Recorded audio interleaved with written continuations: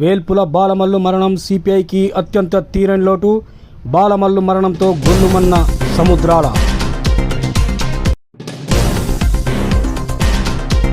ఆటపాటలతో భారీగా సాగిన బాలమల్లు అంతిమ యాత్ర.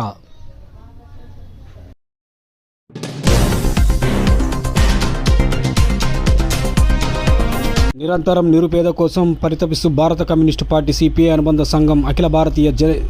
యువజన సమాఖ్యలో కరీంనగర్ జిల్లా కార్యవర్గ సభ్యులుగా పనిచేస్తూ ఆనాటి ఇందుర్తి ఎమ్మెల్యే దేశించిన మల్లయ్య, అప్పటి సిపిఐ జిల్లా కార్యదర్శి, జాతీయ కార్యవర్గ సభ్యులు మాజీ ఎమ్మెల్యే చాడ వెంకటరెడ్డి నాయకత్వంలో సాగిన సిపిఐ నిర్వహించిన ప్రజా పోరాటంలో చురుకైన నాయకుడిగా, కోహెడ మండలం సిపిఐ కార్యదర్శిగా,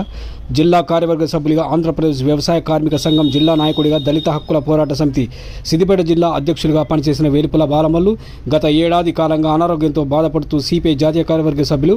మాజీ ఎమ్మెల్యే చాడ వెంకటరెడ్డి సహకారంతో గత మే నెల 28న హైదరాబాద్లోని పంజాగుట్ట నిమ్స్ ఆసుపత్రిలో చేరి వెంకటరెడ్డి కృషి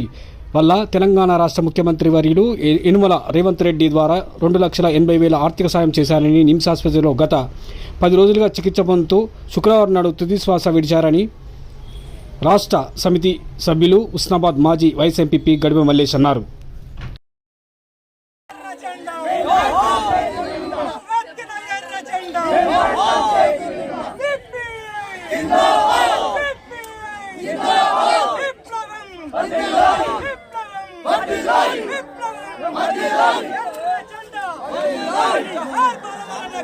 जोहार